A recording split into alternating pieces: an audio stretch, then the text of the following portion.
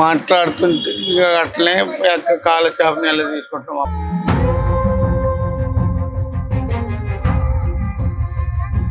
ఏ పని ఎంతమంది పిల్లలు? ఆరుగురు ఆరుగురు. ఆడపిల్లల మగ పిల్లల? ఆరుగురు ఆడోళ్ళే.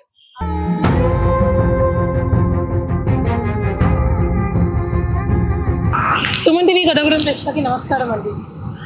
రోజు రోజుకి అంతరించిపోతున్న కుల వృత్తులలో చర్మకారుల కుల వృత్తి ఒకటి. పూర్వకాలంలో చర్మకారులు చెప్పులు ఎలా తయారు చేసేవారు అనేది మనందరికీ తెలుసు. జంతువుల చర్మాలను తీసుకొచ్చి స్వయంగా వాళ్ళే చెప్పులను తయారు చేసి దాన్ని సంతలో తీసుకెళ్ళి చెప్పులకి బదులుగా ధాన్యాన్ని తీసుకొని వచ్చి కడుపు నింపుకునేవారు. కానీ యంత్రాలు వచ్చిన తర్వాత, మిషన్ మేడ్ అండ్ రెడీమేడ్ చెప్పులు వచ్చిన తర్వాత కనీసం వాళ్ళకి ప్రజలు ఎవరు వాటి మీద ఆకర్షణ చూపించకపోవడము, ప్లస్ వాళ్ళకి కనీసం తినడానికి తిండి కూడా లేని చాలా ఇబ్బందికర పరిస్థితిలో ఉన్నారు. సో వాళ్ళ పరిస్థితి ఏంటి, ఎలా ఉన్నారు అనేది మనం ఒక చర్మకారుని అడిగి మనం తెలుసుకుంటాం. పేరేంటని? డి సంజీవి, దాసర్ సంజీవి. ఎన్ని సంవత్సరాలకి ఈ వృత్తిలో ఉన్నారు? నేను 1969 మార్చి 3వ నెల 11వ తారీఖు కాడ నుంచి. 1969. అన్ని సంవత్సరాల నుంచి ఇదే వృత్తి మీద ఉన్నారా? పిల్లలు ఎంతమంది అండి? ఆరుగురు అమ్మాయిలు, ఒక అబ్బాయి. అబ్బాయి 6 నెలలకే చనిపోయిందండి. ఇదే వృత్తి మీద ఉండి పిల్లల్ని చదివించారా? ఎంతవరకు చదువుకున్నారు పిల్లలు? పిల్లలు బిఎస్సి, బిఈడి, పీజీలు. 1969 మార్చి నెల 3వ నెల 11వ తారీఖు కాడ నుంచి. అంతకుముందు పౌరోజులో లేబర్ కంక్రీట్ వాటర్ సప్లై చేసేవాడి. అప్పుడు వచ్చిన ఇదే పని మీద ఈ పిల్లల కన్నా, పెళ్లి చేసుకున్న పిల్లల కన్నా ఇదే పని. పిల్లలు? ఆరుగురు. ఆడపిల్లల మగ పిల్లల? ఆరుగురు ఆడోళ్ళే. అందరు పెళ్లిళ్ళు అయినాయా? అందరు పెళ్లిళ్ళు అయినాయి. ఎంతవరకు చదువుకున్నారు? బిఎస్సి, పీజీలు అందరూ. అంటే అప్పటికి ఇప్పటికి జనాలు వస్తున్నారా చెప్పులు కొనుక్కోవడానికి మీ దగ్గరికి? చెప్పులు ఇప్పుడు చెప్పులు కుట్టడమే కాకుండా షాప్ పెట్టిన, షాప్ తీసుకొని చెప్పులు అవి జనాలు అమ్ముతుంది. నేను ఇక్కడ కుడతాను. అంటే అవి మిషన్ తో తయారు చేసినాయి కదా? బయట కొనుక్కొచ్చినాయి అమ్మ. కొనుక్కొచ్చి మీరు తయారు చేసినాయి కాదు? కాదు. మరి 1969లో మీరు తయారు చేసారా? అప్పుడు మేము తయారు చేసేది. అప్పుడు మీరు తయారు చేసేది శాండీలు అవన్నీ తయారు చేసినాం. అప్పుడు రేట్ తక్కువ కాబట్టి 40 రూపాయలకే అమ్మేది శాండీలు. ఇప్పుడు ఎంత పడుతుంది? ఇప్పుడు అది 350 అయింది. మీరు ఎంత కొంటారు? మేము చేసినాం అప్పుడు. మరి ఇప్పుడు మీరు కొనాలి కదా? మేము కొనాలి కదా. 240 రూపాయలు. మనం ఒక్కొక్క జత మీద 240 కొని 260, 20 రూపాయలు అమ్మే. అంత జనరేట్ అందరు అమ్ముతుండ్రు అమ్మ. రేట్ అంతా తక్కువ అమ్మ. అప్పుడు మీకు ముడి సరుకు ఇదంతా చర్మం ఇవన్నీ తేవాలి. అప్పుడు 4 రూపాయలు చెప్పులకు పడేది, 6 రూపాయలు అమ్మేది, 2 రూపాయలు. అప్పుడు మొత్తం 48 సంవత్సరాల కింద తక్కువగా అమ్మ అన్ని రేట్లు. అది ఇప్పుడు ఇక అప్పుడు చేసినాం. ఇదే వృత్తి మీద, ఈ వృత్తి మీదనే. ఇంకేం పైన ఆడపిల్లల పెళ్లి కేవలం ఈ వృత్తి మీదనే చేసినాం అమ్మ. ఇంకా వేరే పైనుంచి మాకు ఏమి వేరే లేదు. నేను అప్పుడు 2500కి కొన్న ఇల్లు. సంతలకు బట్ల పోయేది చెప్పులు. 2500, 3500కి కొన్నా. 72లో ఇల్లు. ఇక అప్పటి నుంచి సొంత ఇంట్లో ఉన్నాం. అంతకుముందు కిరాయే. పిల్లల పెళ్లి చేసే అంత సంపాదన వచ్చిందా చెప్పులు కుట్టడం వల్ల? సంతలమ్మట మీది ఏడ కాదు. సంతలమ్మట తిరిగేది. ఆదివారం అదే సంత, శనివారం టీకి పెళ్లి సంత, ఇట్లా పోయా అమ్మేది. వెళ్ళిపోవటం ఇప్పుడు వయసు అయిపోయింది కదా, ఇక వెళ్ళిపోవటం. అది గవర్నమెంట్ నుంచి మీకు ఏమన్నా పథకాలు ఇచ్చింది. గవర్నమెంట్ లో లోన్ ఇచ్చారు అప్పుడు 72లో. ఇస్తే అందరూ 25 మంది తీసుకున్నాం. అలా కట్టి తీసుకునేవాడు నేను ఒక్కడిని.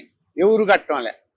ఆలోనే పెట్టిండి, మీలోనే పెరిగిండి సంజీవ్. ఆయన సక్కంగా గట్టి డబ్బులు తీసుకుంటుంటే మీరెందుకు తీసుకోలేదు అని వాళ్ళది ఇచ్చిండు. తిట్టేసి ఇక వాళ్ళకి డబ్బులు ఇవ్వకుండా నాకు ఒక్కడికే ఇచ్చిండు బ్యాంక్. అది కూడా కట్టేసిన. ఇప్పుడు ఒక్క పైసా కూడా లేదు బ్యాంక్. ఒక అకౌంట్ నాయే 900 ఉన్నాయి అలా, అంతే. చెప్పులు కుడితే లాభం వస్తుందా, తీసుకొచ్చి అమ్మితే లాభం ఎక్కువ వస్తుందా?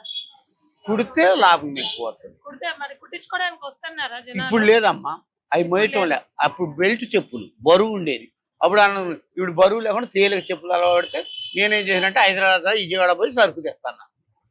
చెప్పులు తెచ్చి ఇక్కడ అమ్ముతున్నా.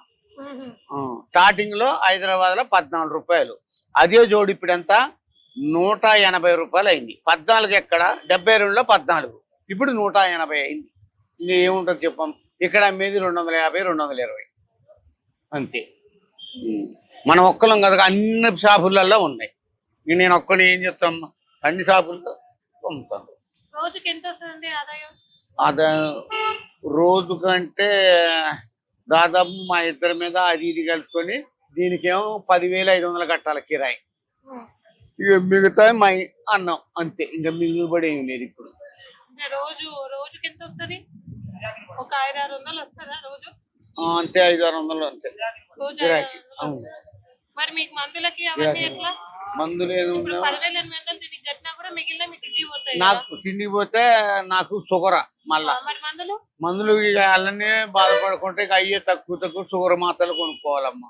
షుగర్ అయితే నాకు నా వయసుకి 38 సంవత్సరాలకు వచ్చింది షుగర్, ఇవాళ 65 అయింది. 38 సంవత్సరాల నుంచి షుగర్ టాబ్లెట్ వాడుతూనే ఉన్నా. ఆడపిల్లల్ని చదివించిండ్రు కదా డిగ్రీల వరకు, ఉద్యోగాలు చేస్తున్నారా వాళ్ళు? మా పిల్లలు అయితే భర్తలు ఉండేవాళ్ళేమో పిల్లలు పుడతారు కమ్మా, వాళ్ళేమో మానేశారు పిల్లలు ఉండేప్పుడు. అల్లుళ్ళు ఒక ఆయన ఏమో లెక్చరర్, ఒక ఆయన ఏమో మామూలుగా పాస్టరు, ఒక ఆయన ఏమో ఈ ఆటోను ఏదో నడుపుతాడు. అట్లా ఇప్పుడు ఒక అమ్మాయి వాడు ఒకడేమో, ఇంకొకడు కూడా మామూలుగా చిన్న జాబు చేసుకుంటారు. నాకేం ఎవళ్ళు సాయం చేయరు, ఇంకా మనం పెడితేటమే కానీ ఎవళ్ళు సాయం చేయరు. ఏం చెప్తారు? మీకు ఈ సంఘం ఏమన్నా అంటే మీకు చెప్పులు కుట్టడానికి ఏదైనా సంఘం ఉందా ఇక్కడ? ఉన్నది. ఉన్నదా? వాళ్ళు ఏమన్నా సహాయం చేస్తారా మందులకి? ఎవరు వాళ్ళకి సరిపోద్దమ్మా. నేనే చర్మకార ప్రెసిడెంట్ కూడా నేనే. మరి మీరు ప్రెసిడెంట్ అయ్యింది, మీ పరిస్థితి ఎట్లుందా అంటే మరి మిగిలిన సభ్యుల పరిస్థితి, వాళ్ళ పరిస్థితి ఎట్లుండాలి? వాళ్ళ కుటుంబం చిన్నదిగా, ఇంతమంది పిల్లలు లేరు. ఎవరు కాళ్ళు చెప్పుల షాపులు ఉన్నాయి కదా, దాని ముందు కూర్చుంటారు. ముందు కూర్చొని వాళ్ళు ఇంతమంది పిల్లలు లేరు, ఒక్కళ్ళు ఇద్దరు అమ్మాయి అబ్బాయి. వాళ్ళు మామూలుగా చిన్న వయసు వాళ్ళది, 40-30 లోపే ఉంటారు వాళ్ళు.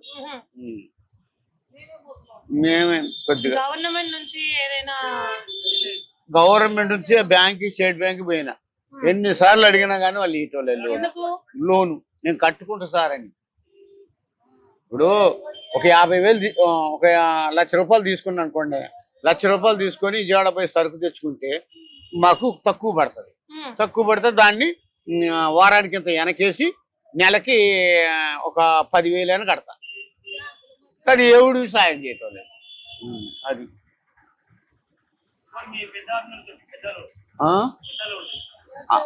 అదే ఆమె చనిపోయింది, మా పెద్దమ్మాయి చనిపోయింది కదా, ఆమెకి 1,50,000 జీతం.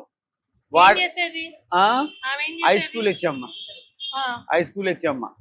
అయితే సరిగా ట్రీట్మెంట్ ఇక చనిపోయింది. తర్వాత వాడు ఒక కొట్టుడు, ఈ కొట్టుల్లో భర్త కొట్టుల్లో ఈ లోపల కిడ్నీ ప్రాబ్లం అని ఇండిషన్ వేసేసి చంపేసింది. ఇక మనం ఏం చేస్తాం, నేను ఉండేది ఇక్కడ, అమ్మాయి అబ్బాయి వాళ్ళు అక్కడే ఉంటారు ఖమ్మంలో. సత్తుకెళ్ళి ఒక 60 లక్షల ఆస్తి సంపాదించింది, ఇక్కడ ఒక ఖమ్మంలో ఒక 1 కోటి రూపాయల ఆస్తి సంపాదించింది మా అమ్మాయి. వాడికి ఉద్యోగం లేదు, ఏం లేదు, ఉట్టిగానే తింటాడు మొదటి నుంచి కూడా, మందు తాగుతాడు. రాజేందర్ పథకాలు కావాలి అని చూస్తున్నారా గవర్నమెంట్ నుంచి? దళిత బంధు అవి ఇవి అని ఇస్తున్నాయి కదా, అవి ఏమన్నా వచ్చాయా మీకు? మాకు ఏం రాలేదు.